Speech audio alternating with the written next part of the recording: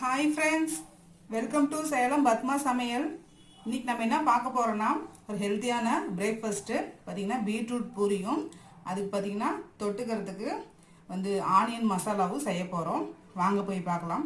அதுக்கு முன்னாடி நம்ம சேனல் இப்போ தான் பார்க்குறீங்கன்னா சப்ஸ்கிரைப் பண்ணிக்கோங்க, பக்கத்தில் இருக்கிற பெல் பட்டனையும் கிளிக் பண்ணிக்கோங்க. இப்போது அந்த பீட்ரூட் பூரி செய்யறதுக்கு தேவையான பொருள் பார்த்தீங்கன்னா, இது பார்த்தீங்கன்னா 1/4 கிலோ அளவுக்கு கோதுமை மாவு,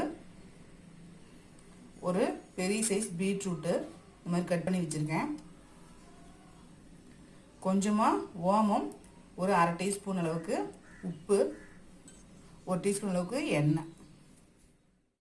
இப்போ பார்த்தீங்கன்னா ஃபஸ்ட்டு இந்த பீட்ரூட் நான் பார்த்தீங்கன்னா ஏற்கனவே வேக வச்சு வச்சுருக்கேன். இதை நம்ம மிக்சியில் போட்டு அரைச்சிக்கலாம்.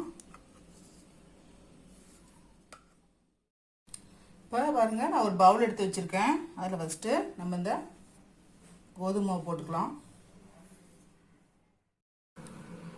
உப்பும் ஓமமும் போட்டுக்கலாம், போட்டு நல்லா கலந்து விட்டுக்கலாம்.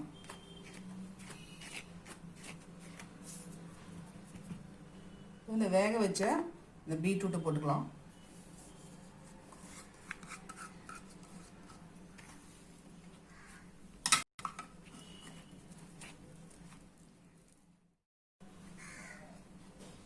தண்ணி பார்த்தீங்கன்னா இந்த மிக்ஸி கழுவுன தண்ணியை கொஞ்சம் கொஞ்சமாக மிக்ஸ் பண்ணிக்கலாம்.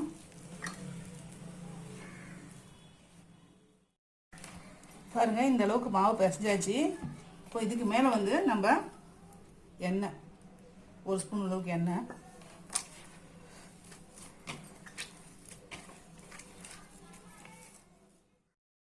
பாருங்கள் மாவு நல்லா நம்ம சாஃப்டாக பிசைஞ்சாச்சு. இது ஒரு 10லேருந்து 15 நிமிஷம் ஊறணும். நம்ம அதுக்குள்ளே சைடிஷ் பண்ணிக்கலாம். அதுக்கு மூடி வச்சிடலாம். இப்போது அந்த ஆனியன் மசாலா செய்கிறதுக்கு தேவையான பொருள் பார்த்தீங்கன்னா, நல்லா பெரிய சைஸ் வெங்காயமாக 2 இந்த மாதிரி நீல வாக்கில் கட் பண்ணி வச்சுருக்கேன், ஒரு தக்காளி, 2 பச்சை மிளகாய், ஒரு சின்ன துண்டு இஞ்சி, கொஞ்சம் கருவேப்பிலை, தாளிக்கிறதுக்கு உளுத்தம்பருப்பு 1 ஸ்பூனு, கடலைப்பருப்பு 1 ஸ்பூனு, 1/2 டீஸ்பூன் கடுகு, 1/2 டீஸ்பூன் சீரகம், மஞ்சள் பொடி 1/4 டீஸ்பூனு, உப்பு ஒரு 1/2 டீஸ்பூன், 2 டேபிள் ஸ்பூன் அளவுக்கு கடலை மாவு. இப்போ பாருங்கள், நான் ஒரு பேனில் நான் 2 டீஸ்பூன் அளவுக்கு ஆயில் ஊற்றிருக்கேன். இப்போது இதில் கடுகு போட்டுக்கலாம். கடுகு பொரியட்டும். இப்போது கடலைப்பருப்பு உளுத்தம்பருப்பும் போட்டுக்கலாம்.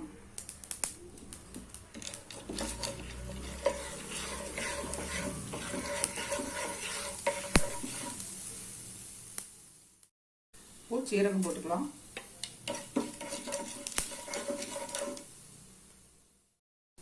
நான் கொஞ்சமாக பெருங்காயம் போட்டுக்கிறேன். நான் ப்ராடக்ட் சொல்லும்போது மறந்துட்டு இப்போ போடுறேன். இப்போ இந்த வெங்காயத்தை போட்டு வதக்கிக்கலாம்.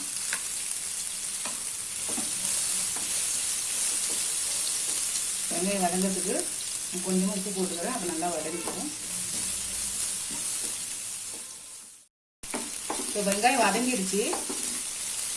இப்போது தக்காளி, பச்சை மிளகாய், இஞ்சி, கருவேப்பிலை இதெல்லாம் போட்டுக்கலாம்.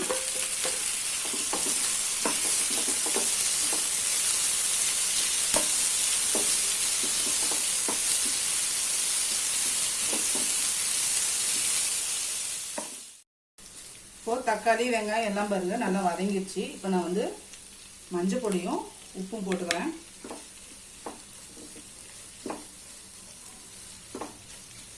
இது 1 நிமிஷம் வதக்கலாம். அந்த மஞ்சள் பொடியோட பச்சை வாசனை போகணும்.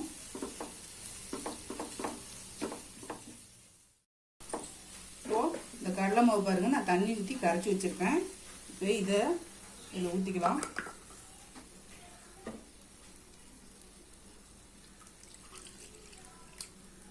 ஒரு 1/2 கப் அளவுக்கு தண்ணி ஊற்றிக்கிறேன்.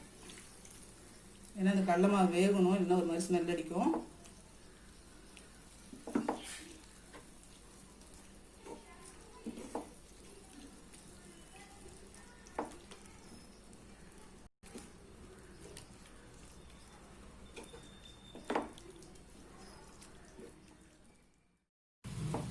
இப்போ பாருங்கள், நம்ம இந்த கடல மாவுலாம் நல்லா திக்காயிடுச்சு, பச்சை வாசனை போயிடுச்சு.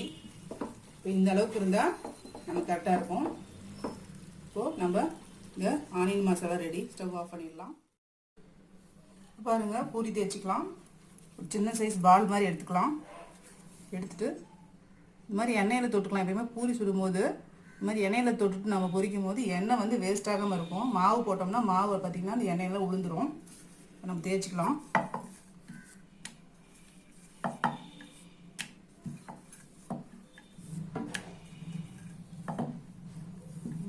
இந்த மாதிரி எல்லா பூரியும் தேய்ச்சிக்கலாம். பாருங்கள், நான் கடாயில் வந்து ஆயில் வச்சுருக்கேன்.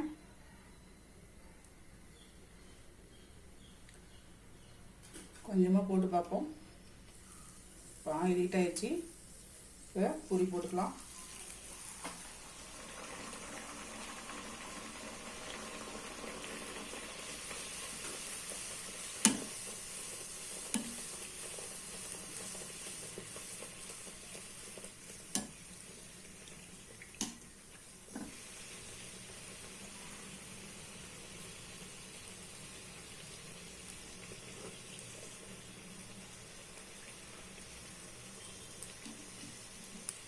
அவ்வளோதாங்க, நம்ம பூரி ரெடிங்க. இப்போ பாருங்கள், நம்ம செஞ்ச இந்த பீட்ரூட் பூரியும் இந்த ஆனியன் மசாலாவும் ரெடி ஆயிடுச்சுங்க. இது கொஞ்சம் ஹெல்த்தியான ஒரு டிஷ் தான். குழந்தைங்களாம் செஞ்சு கொடுங்க. இந்த வீடியோ உங்களுக்கு பிடிச்சிருந்தாக்கா லைக் பண்ணுங்கள், ஷேர் பண்ணுங்கள், கமெண்ட் பண்ணுங்கள்.